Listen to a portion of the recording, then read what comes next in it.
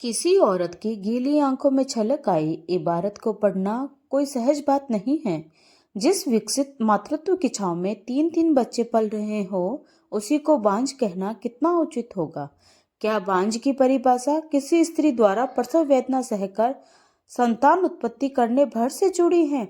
उनकी शादी क्या हुई, मानो पास पड़ोस के लोगों को शगल का एक और विषय मिल गया। एक ने कहा, देखा भाभी की डेथ हुए 4 महीने भी नहीं हुए होंगे कि श्रीमान ने ब्याह रचा लिया। किसी ने रिमार्क किया, शादी करने में इनकी जल्दी देखकर लगता है जैसे जनाब इंतजार ही कर रहे थे कि पहली वाली कब लुढ़के के और ये दूसरी ले आए। एक बुजुर्ग ने मानो अंदर की बात खोलते हुए कहा, अरे भैया, पहले वाली तो इनसे वैसे भी तंग आ चुकी थी। रोज देर गए रात में घर लौटना, न घर द्वार का ख्याल, न कोई जिम्मेदारी। वह बेचारी तो घर की चक्की में ही पिसकर खत्म हो गई। एक ने बात बढ़ाई, बस इन्होंने तो बीवी को बच्चा पैदा करने की मशीन समझ रखा था। देखा नहीं, 5 बरस में उसे 3 बच्चों की अम्मा बना दिया। कहते हैं जब मरी उस समय भी वह पेट से थी। जितने मुंह उतनी बातें। राधा कृष्ण बाबू और मालती के जोड़े पर हर एक का अपना टेढ़ा नजरिया था। कंछेदी भाई कहने लगे, अरे जिसे राधा कृष्ण ब्याह कर लाए हैं वह कौन सी सती साध्वी है? ससुरी हमारे ही गांव की तो है। उसके लंछन भला कौन नहीं जानता। अच्छा हुआ जो भाग्य से राधा कृष्ण की तरह दूसरी बार घोड़ी चढ़ने वाला दूल्हा इसे मिल गया। राम संजीवन बोले, भैया अपन को तो खतरा ही लगता है। अब तुम ही सोचो, पहले से राधा कृष्ण के 3 बच्चे हैं। अगर यही रफ्तार इन्होंने जारी रखी तो प्यारे भाई, बुढ़ापे के पहले ही इनकी कमर टेढ़ी हो जाएगी। माखनलाल ने अपनी आशंका प्रकट की। कहने लगे, हमें तो डर लगता है कि इस सौतेली महतारी की इन मासूम बच्चों के साथ किस तरह पटरी बैठेगी। लोगों की इन टेढ़ी मेढ़ी बातों का राधा कृष्ण और मालती पर कितना असर होता था, यह आंकना तो कठिन था, किंतु यह निश्चित तौर पर कहा जा सकता है कि इन दिनों राधा कृष्ण में काफी बदलाव आ गया था। अब वह दफ्तर से सीधे घर आ जाया करता था। पहले की तरह उसने बात बात पर बच्चों को झिड़कना बंद कर दिया था, बल्कि इसके उल्टे दफ्तर से लौटते वक्त शाम को वह उनके लिए कुछ न कुछ खाने पीने की चीजें साथ ले आता। बच्चों के लिए हर शाम कुछ न कुछ लाने का कार्यक्रम जब लंबी अवधि पकड़ने लगा तो मालती से न रहा गया।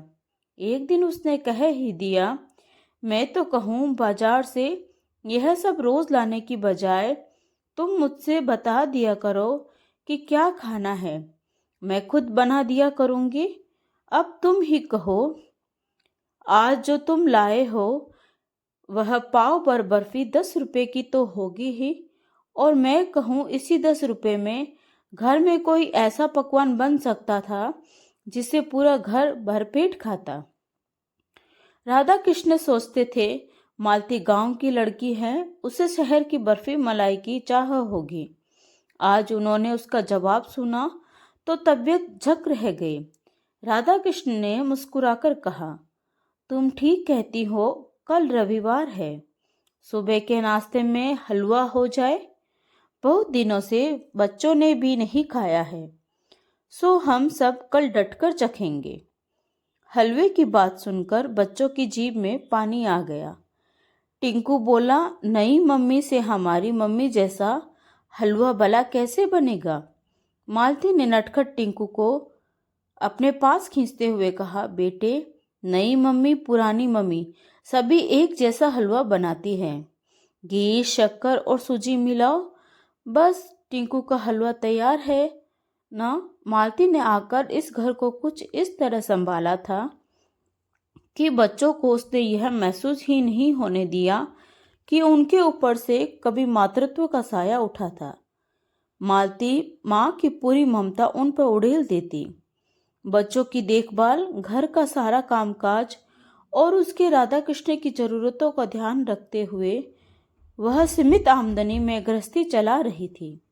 उसने घर को कुछ इस तरह संभाला था कि ऐसा लगता ही न था कि इस घर में साल भर पहले कोई तूफान गुजरा था। इन सब के बावजूद भी पास पड़ोस के लोगों की नज़र में वह माँ नहीं थी, वह सौतेली माँ थी। दबी जुबान से स्त्रियां कहा करती, यह सब तो 4 दिन के चौंचले हैं, अभी सोत के बच्चों को बेटा बेटा करती है, खुद का एकाध पैदा हो जाने दो, फिर देखना यह माया ममता दूर हो जाएगी, तुम देखना इन्हें पूछेगी भी नहीं। मालती इन बातों को सुनकर टाल देती, आखिर किस किस का मुंह बंद करती, और फिर समय इसी तरह कटता रहा। दिन से हफ्ते, हफ्तों से महीने, और महीने बढ़ते बढ़ते साल पर उतर गए। मालती की दिनचर्या बिना किसी बदलाव के वैसे ही चलती रही थी।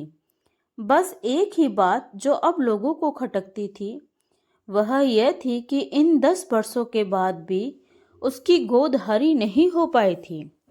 जब वह आई थी तब भी लोगों के ताने बाने थे। जब वह राधा कृष्ण और बच्चों के साथ गृहस्थी में घुल मिल गई तो सुनने को मिला कि इसका व्यवहार एक दिखावा है। जब इसके बच्चे होंगे तब यह इन बच्चों की दुर्दशा कर देगी, और अब जब उसके बच्चे नहीं हुए तो भी लोगों ने उसे नहीं बख्शा। उस दिन चमेली मौसी कहने लगी कि राधा कृष्ण के भाग्य में यह जन्मजली बांझ ही लिखी थी। बात तो उन्होंने बड़ी दबी जुबान में कही थी, पर वह मालती के कान तक पहुंच गई। उसने सुना तो न जाने कैसे आंखों के कोर से 2 बड़ी बूंदें टपक गई। किसी औरत की गीली आंखों में छलक आई इबारत को पढ़ना कोई सहज बात नहीं है।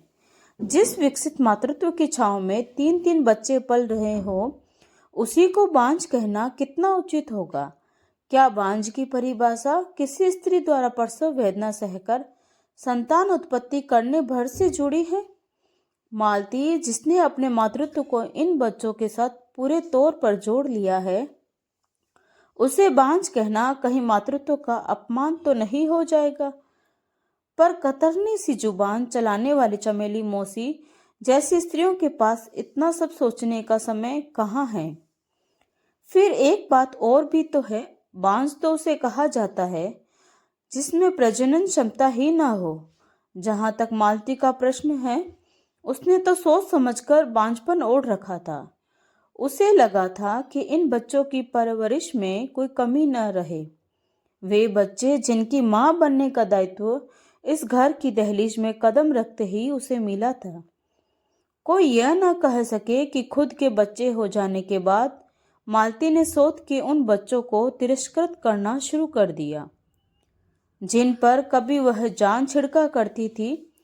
इसी उपापोह में एक दिन उसने मन ही मन निश्चय कर लिया कि अपनी कोई संतान नहीं होने देगी। पिछली बार जब वह अपनी माँ को देखने मायके गई तो वहां कुछ ज्यादा ही रुक गई। उस बार लौटने पर राधा कृष्ण मालती पर बहुत बिगड़े थे। कहने लगे, तुम्हें मायके पहुंचकर यहाँ का ख्याल ही नहीं रहता, तुम इन बच्चों को भी भूल जाती हो। और अपनी नम हो रही आंखों को छिपाते हुए मालती ने सकुचाते हुए बोला, इस बार बच्चों की खातिर ही देर हो गई। तुम भरोसा रखो जी, अब मैं सारा जीवन बच्चों की जिम्मेदारी अच्छी तरह निभा सकूंगी। भावावेश में वह कह गई, अब मैं चमेली मौसी की बांझ नहीं हूँ, बल्कि अपने पूरे 3 बच्चों की माँ हूँ।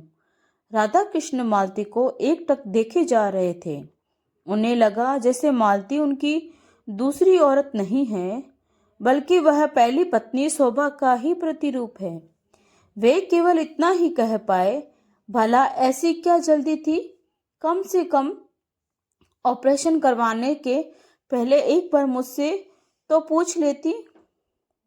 तो दोस्तों, आपको यह कहानी कैसी लगी? कमेंट करके ज़रूर बताएं। अगर कहानी अच्छी लगी हो तो प्लीज़ लाइक, शेयर और सब्सक्राइब ज़रूर करें। तो मिलते हैं एक नई कहानी के साथ। धन्यवाद। Thanks for watching.